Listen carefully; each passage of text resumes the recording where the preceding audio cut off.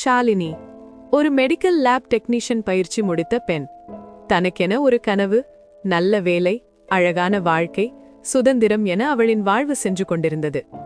வேலை முடித்துவிட்டு தூங்குவதற்கு சென்றாள். தனது புகைப்படம் ஒன்றை ஃபேஸ்புக்கில் போஸ்ட் செய்துவிட்டு தூங்கினாள். மறுநாள் காலையில் புகைப்படத்தின் கீழ் பல கமெண்ட் வந்திருந்தாலும் இந்த கமெண்ட் அவளை வசீகரித்தது.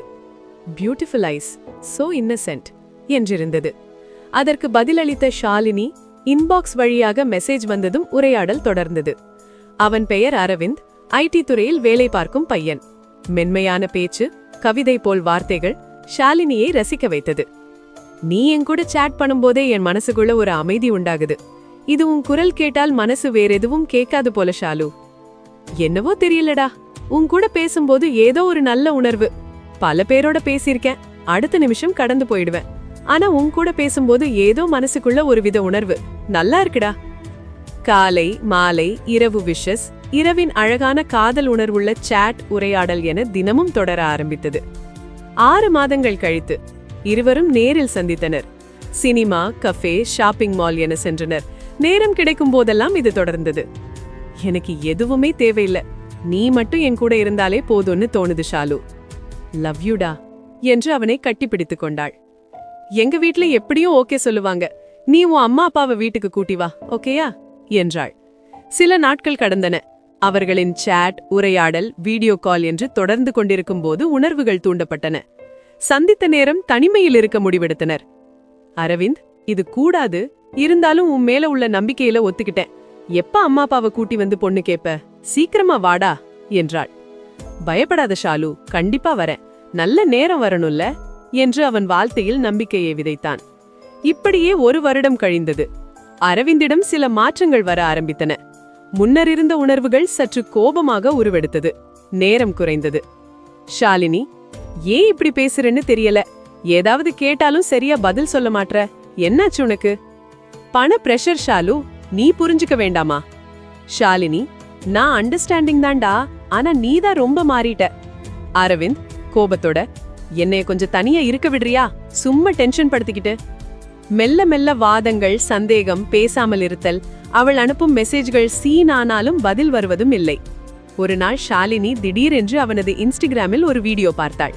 அவன் ஒரு பெண்ணோடு சிரித்துக் கொண்டிருப்பதும் அதில் இந்த கேப்ஷன் இருந்தது: "With the best thing that ever happened to me." Shalini, இது யார் அரவிந்த், எதுக்கு இப்படி ஒரு கேப்ஷன் போட்டிருக்கீங்க? அரவிந்த், எங்க வீட்ல இந்த பொண்ணை கல்யாணம் பண்ண சொல்றாங்க. அவங்க வீட்டுக்காரங்களும் ரொம்ப புஷ் பண்றாங்க, பணக்காரங்க.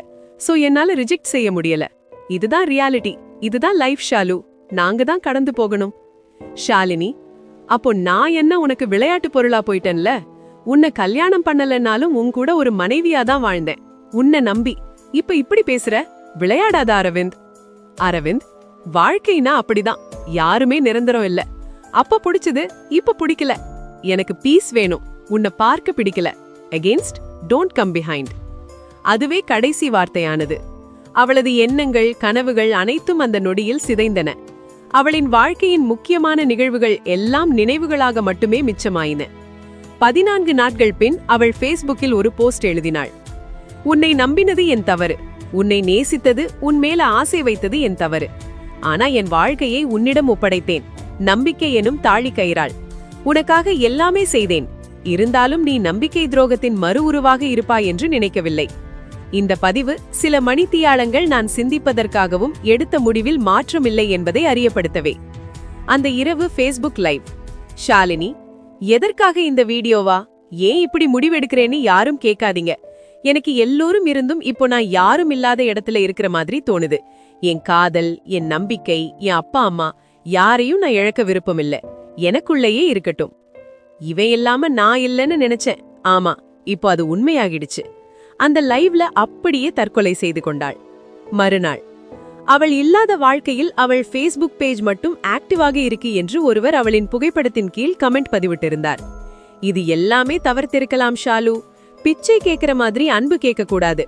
அவன் போட்டது வேஷம்தான், நீ போனது தவறு என்று இன்னொருவர் கமெண்ட் பதிவிட்டிருந்தார். இதுபோல இன்று பல இளம் பெண்கள், ஆண்கள் ஃபேஸ்புக், இன்ஸ்டாகிராம் வழியாக தனது உணர்வுகளை மிகையாக வழங்கி பின்னர் ஏமாற்றங்களை சந்திக்கின்றனர். உணர்ச்சி வேட்கையில் பின்னால் இருக்கும் நிஜ வாழ்க்கை கனவாகி விடுகிறது. காதல் உண்மையாயிருக்கலாம், ஆனால் அது எப்போதும் ரெசிப்ரோக்கல் ஆக வேண்டியது அவசியம். இல்லையெனில் நம்மை காயப்படுத்தும் உறவுகளிலிருந்து விலகிக் கொள்வதே அறம். இந்த கதை உங்களுக்கு பிடித்திருந்தால் எங்கள் சேனலை மறக்காமல் சப்ஸ்கிரைப் பண்ணுங்க, வீடியோக்கு ஒரு லைக் போடுங்க, இந்த கதையை உங்கள் நண்பர்களுடன் ஷேர் பண்ணி சப்போர்ட் பண்ணுங்க.